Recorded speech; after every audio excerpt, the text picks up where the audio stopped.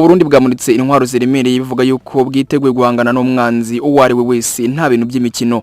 Mu kwiziza imyaka 64 ishize Uburundi bubonye ubwigenge, igisirikare cya kino gihugu cyamuritse ku mugaragaro intwaro zitandukanye zirimo imbunda ziremereye, ibifaro, imodoka z'intambara, indege za gisirikare n'ibindi bikoresho bigezweho, kivuga yuko ubushobozi bwacyo bwa gisirikare bwiyongereye ku rwego rugaragara. Ibi ngibi byabereye mu birori byo kwiziza umunsi w'ubwigenge byabaye kuwa mbere Nyakanga 2023 kuri stade Intwari ya Bujumbura, aho perezida w'u Burundi Evariste Ndayishimiye, abayobozi bakuru n'abaturage bitabiriye akarasisi gakomeye k'ingabo n'inzego z'umutekano. Muri uwo muhango rero abasirikare banyujije imbere y'abitabiriye intwaro zitandukanye zigezweho, mu gihe indege za gisirikare nazo zazengurukaga ikirere zigaragaza ubushobozi bw'igisirikare cy'u Burundi. Umuvugizi w'igisirikare cy'u Burundi General Brigade Gaspard Baratuza yavuze ko izi ntwaro zirimize kurwanira ku butaka, izo gongana n'ibitero byo mu kirere ndetse n'izifite ubushobozi bwo kurasa amasasu cyangwa se ibisasu byinshi mu gihe gito.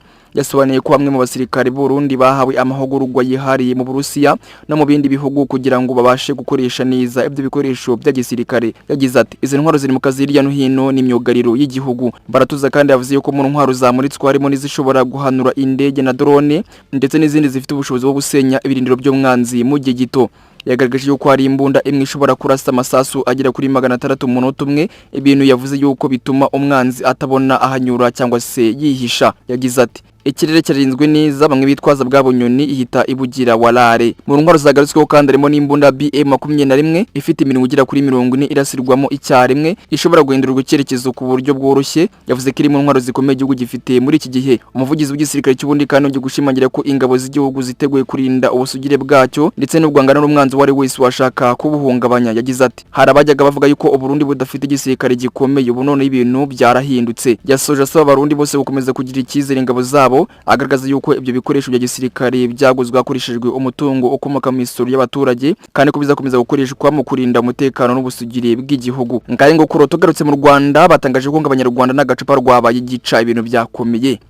Ubushakashatsi bugaragaza yuko benshi bakomeje kunywa inzoga nyinshi buri munsi kandi ko zirimo kubangiza cyane ku rwego rwo hejuru. Ubushakashatsi bwa karindwi ku buzima n'imibereho y'abaturage mu Rwanda DHS bwashyizwe ahagaragara n'ikigo cy'igihugu gishinzwe ibarurisha mibare NICR, bugaragaza yuko kunywa inzoga bikomeje kwiyongera mu Banyarwanda cyane cyane mu bantu bafite imyaka iri hagati ya 15 na 49. Imibare y'ubushakashatsi igaragaza yuko abagore bangana na 7% ndetse n'abagabo bangana na 15% banywa inzoga buri munsi, ibintu inzobere zigaragaza yuko bishobora kugira ingaruka zikomeye ku buzima bwabo. Banywa inzoga kandi 78% by'abagore na 51 by'abagabo bavuga yuko bazinywa hagati y'umunsi umwe n'iminsi 5 mu kwezi.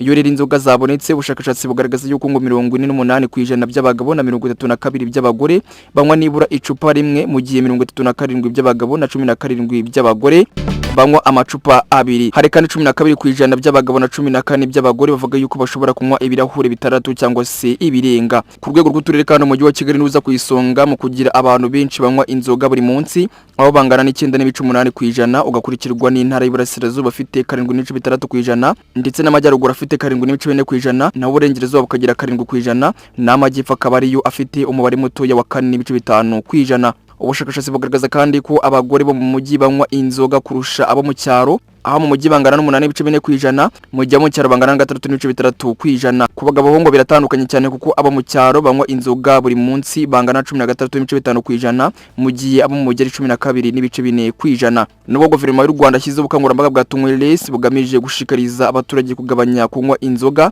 ariko imibare mishya igaragaza yuko akiri urugendo rurerure kugira ngo iyo ntego igerweho. Minisitiri w'ubuzima Dr Sabin Nsabimana yakomeje gusaba Abanyarwanda kugabanya kunywa inzoga, bakanywa amazi menshi, bakagabanya ibinyobwa birimo isukari nyinshi ndetse bakarushaho kurya imbuto nyinshi kugira ngo barinde ubuzima bwabo. Perezida Paul Kagame nawe yigize kwibutsa urubyiruko ko kunywa inzoga birenze urugero bishobora kubangiriza ubuzima n'ejo hazaza, abasaba gutemera ko iby'igihugu cyagezeho bizasibanganywa n'ingaruka ziterwa n'ubusinzi. Imibare mishya DHS yongeye gukangurira inzego zitandukanye n'abaturage gukomeza gushyira imbaraga mu kurwanya ikoreshwa rikabije ry'inzoga hagamijwe kubungabunga ubuzima n'iterambere ry'Abanyarwanda. Ngaye ngo kuro dukomeje n'amakuru yacu, guverinoma yafashe ingamba cya zigamije kunoza uburyo bwo gusura ndetse no korohereza abasoreshwa. Inama ya minisitiri ateranye kuwa 2 tariki ya 30 Kamena 2026 iyobowe na Perezida wa Repubulika Paul Kagame yafashe ibyemezo bikomeye bigamije kuvugurura ndetse no kunoza uburyo bwo gukusanya no gutanga imisoro mu rwego rwo kongera umusaruro w'imisoro ndetse no korohereza abaturage n'abikorera. Mu byemezo byafashwe harimo ishyirwaho rya komite ihoraho ishinzwe politiki y'isoresha izagifasha mu kunoza imikorere y'urwego rw'imisoro ndetse no kongera uruhare rw'abafatanyabikorwa mu gutegura ndetse no gushyira mu bikorwa politiki zisoresha. Iyi nama minisitiri kandi yemeje ingamba zigamije gushyigikira ibigo by'imari biciriritse aho bazoroshya ibisabwa kugira ngo bishobore kongererwa igihe cyo gusonerwa imisoro mu rwego rwo kubifasha gukora no guteza imbere serivisi biha abaturage. Naho mu rwego rwo kurwanya inyerezwa ry'imisoro, guverinoma yemeje kongera ishimwe rihabwa abantu batanga amakuru afasha gutahura abanyereza imisoro hagamijwe gushishikariza abaturage kugira uruhare mu kubaka ubukungu bw'igihugu. Hari kandi ingamba zigamije koroshya uburyo bwo gutanga imisoro ku bigo by'ubucuruzi zirimo kuzamura ingano y'umutungo w'ibigo ugomba kuba waragenzuwe kandi waranemejwe n'abaruramari b'umwuga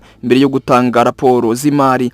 Abaminisitiri kandi banemeje kuvugurura politiki y'imisoro hagamijwe guteza imbere uburinganire n'ubudahiranwa mu kwishyura imisoro, gushyiraho uburyo bushya bwo kubara imisoro ku bigo by'imari iciriritse ndetse no koroshya uburyo bwo gutanga imisoro ku bacuruzi bato n'abikorera. Guverinoma ivuga ko zino ngamba zitezweho kongera umusaruro w'imisoro, kurushaho korohereza abasoreshwa, guteza imbere ubucuruzi no gukomeza gushimangira iterambere n'ubukungu bw'u Rwanda. Ngaye ngo kuri niyo makuru y'umunsi tubyukanye nakagarukanye na cyari mwinyabare kama kawaida naye ngi ni isoko y'amakuru ivugira mu Rwanda hose.